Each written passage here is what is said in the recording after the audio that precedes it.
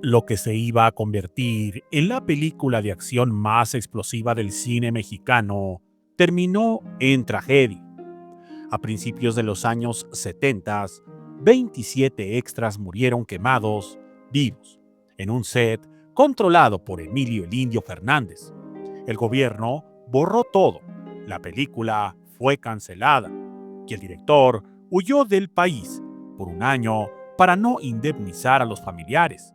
Esta historia nunca fue contada hasta hoy. Antes de comenzar, quiero manifestarles que el objetivo de este canal es informarles a través de investigaciones en periódicos, revistas, libros e internet sobre la vida y obra, pero sobre todo, aquellos aspectos que por algún infortunio padecieron estos grandes de la farándula, los cuales galardonaron el cine y la televisión mexicana. Por tanto, en ningún momento se tiene la intención de difamar o lastimar la imagen de estos grandes. Sin más, comenzamos.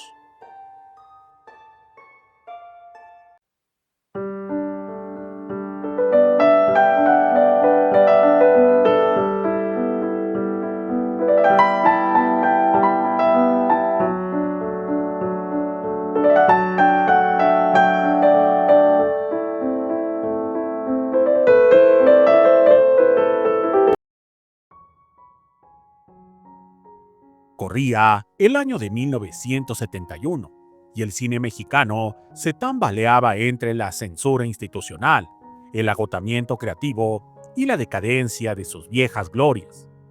En medio de ese caos, Emilio el Indio Fernández, uno de los pilares del cine de oro, planeaba su gran regreso como director y protagonista. El título tentativo del proyecto era Fuego en el Llano, una historia épica sobre un escuadrón militar ficticio enfrentando una insurrección campesina armada. Según testigos y fuentes cercanas, el guión era una clara alegoría sobre la represión política de los años recientes, incluyendo eventos como Tlatelolco en 1968 y el Jueves de Corpus Christi en ese mismo año. Aún así, Emilio logró mover sus contactos para iniciar el rodaje. La película iba a ser violenta, cruda, realista y llena de escenas con explosiones, fuego y destrucción. Y como era costumbre del Indio, no quería efectos especiales baratos, quería fuego real, balas de salva y explosiones de verdad.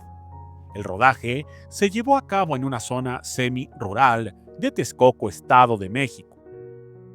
Durante semanas, el equipo construyó una especie de pueblo improvisado que iba a ser arrasado por las tropas en una secuencia brutal, bajo órdenes del personaje de Emilio.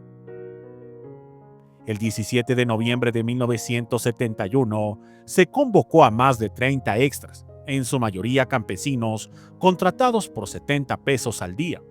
Su trabajo era hacer de pobladores que corrían y gritaban mientras todo se incendiaba detrás. Pero hubo una serie de errores fatales. El fuego se encendió antes de que los actores estuvieran en posición. El combustible fue mal medido. No había extintores funcionales. El viento cambió de dirección repentinamente y lo peor, el indio gritó: ¡No corten!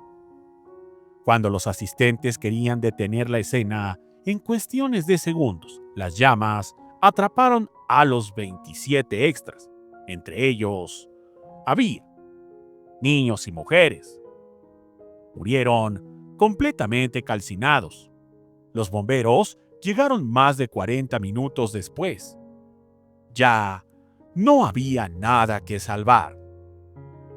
La Secretaría de Gobernación llegó a la locación 2 días después. Lo primero que hizo fue confiscar los rollos de película. Nadie los volvió a ver.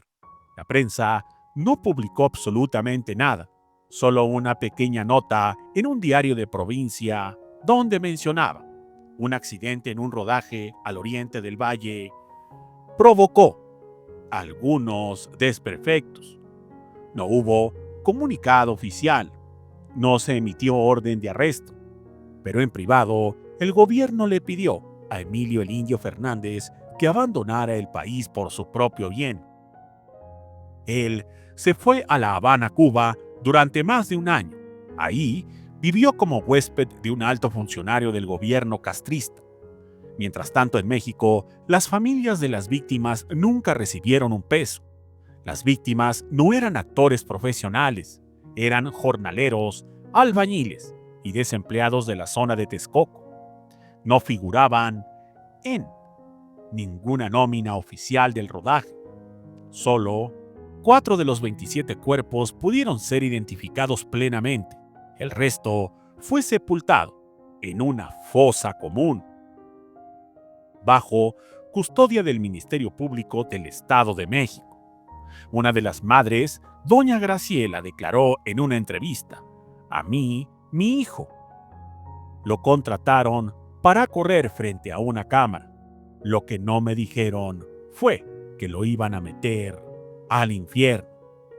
Nunca se abrió una investigación penal. En 1973, Emilio el Indio Fernández regresó a México con el apoyo de algunos aliados en la industria. Participó en un par de proyectos menores y nadie, literalmente nadie, le preguntó por la tragedia. Cuando un periodista le mencionó el accidente en una rueda de prensa, Emilio respondió con furia: "Yo no maté a nadie. Fue una desgracia y no pienso hablar más de eso". El proyecto Fuego en el Llano fue cancelado oficialmente por inestabilidad política y falta de fondos. Pero todos en la industria sabían la verdad. Años después, cuando se hacían homenajes al indio, esa parte de su vida nunca se mencionaba. Se hablaba de María Candelaria, enamorada, la perla. Pero el incendio de Texcoco era un tema tabú. Directores como Ismael Rodríguez, actores como Pedro Armendáriz Jr. y funcionarios como Rogelio Esquivel, que sabían del caso, prefirieron no intervenir. Televisa jamás produjo un solo reportaje. Nadie quiso arriesgarse a manchar el nombre de una leyenda. Emilio el Indio Fernández siguió siendo tratado como el rostro del cine mexicano, mientras 27 muertos quedaron fuera de la historia oficial. Esta es una de las historias más oscuras de la época de oro del cine mexicano, una historia que fue borrada, ocultada, silenciada a base de poder, censurada y, literalmente, destruida. 27 personas murieron por culpa de un hombre que no quiso cortar la escena, y ese hombre, en lugar de pagar por ello, recibió homenajes, medallas y hasta su rostro impreso en libros de historia. ¿Cuántas otras verdades así se han callado en nuestro país? Muchas gracias y hasta la próxima.